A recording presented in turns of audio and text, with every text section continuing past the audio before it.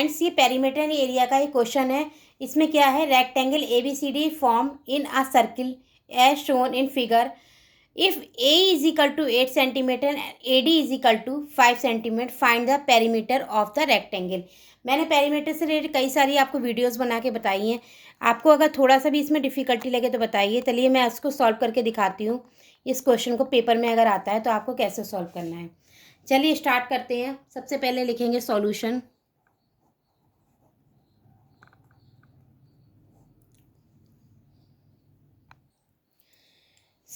इसमें क्या है, सबसे पहले हम आपके पास क्या है, आपको ये दिया हुआ है ABCD। AE 8 centimetre and AD 5 centimetre.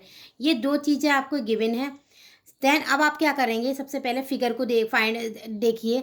इसमें क्या है, DE निकालिए आप। सबसे पहले DE, ये आपका DE है, यहाँ से लेके यहाँ तक का DE है। अब DE को आप क्या लिख सकते हैं, DE is equal to EA plus AD, ये लिख सकते हैं। EA प्लस AD, ये पूरा DE हो गया। ठीक है, आपने लिखा। अब इसमें क्या है, फिर आगे बढ़िए। नाउ आपके पास EA कितना है, EA या फिर AE है आपका 8 सेंटीमीटर, और AD कितना है 5 सेंटीमीटर। ये आपका गिवन है, क्वेश्चन में ही गिवन है, आपको इसमें कुछ नहीं करना। तो इससे DE इज इक्वल टू आपका क्या आएगा, 8 plus 5 centimetre is equal to कितना हुआ, 13 सेंटीमीटर। अब डी क्या है आपकी, आपने पढ़ा होगा सर्किल, जब जब पढ़ाया था मैंने, इसमें बताया था। ये क्या है, आपकी पूरी रेडियस है। तो क्या है आपकी, DE is the radius of circle. ठीक है, सो ऑल्सो फिर क्या होगा, DB D और B।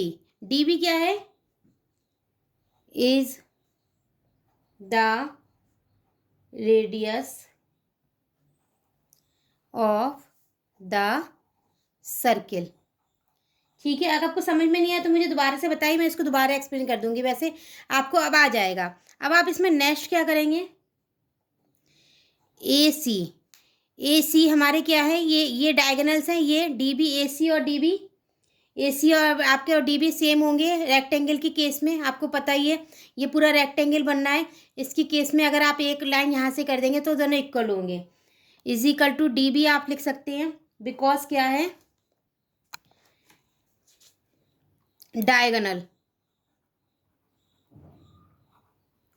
Of a rectangle are equal. ठीक है, ये हो गया। अब नाउ तो क्या होगा, इस तरह से क्या होगा, देयरफॉर जो आपका 13 सेंटीमीटर ये निकल के आया है, D निकल के आया है, तो इसी हिसाब से AC इज इक्वल टू आपका कितना होगा, 13 सेंटीमीटर। ठीक है, अब आगे देखिए, फ्रॉम ट्रायंगल ADC,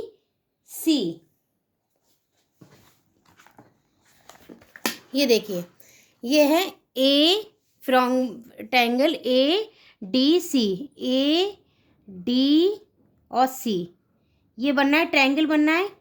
जहाँ ट्रायंगल बनेगा या फिर होगा, हमने पाइथागोरस थ्योरम पढ़ी है फ्रेंड। सो आप क्या करेंगे, is equal to AC square minus AD square हो जाएगा। DC is equal to D और C is equal to DC का स्क्वायर, क्योंकि हमें पता है इस तरह से होता है ना, कर्ण स्क्वायर इज इक्वल टू आधा स्क्वायर प्लस लंब स्क्वायर। ये आपका पाइथागोरस थ्योरम है आपकी। ठीक है, ये स्क्वायर DC स्क्वायर हो गया, AC square minus AD square. ठीक है, अब नाउ आपके पास अब सब कुछ दिया है। AC कितना दिया है आपको, 13 स्क्वायर माइनस 5 स्क्वायर, फिर देन क्या आएगा, 169 माइनस 25 इज इक्वल टू 144। ये आपका 144 क्या निकल के आया, DC² इजिकल टू 144 आया है। अब DC² आया है तो आपका DC कितना आएगा, DC इजिकल टू 12 सेंटीमीटर। तो आपकी जो लेंथ है, ये जो आपकी L² निकल के आया, जो आपकी लेंथ पूछी है पेरीमीटर, तो क्या है 10 length of DC is equal to 12 centimetre हो गया। तो आपका हैंस इसी तरह से क्या हुआ, hence perimeter of the rectangle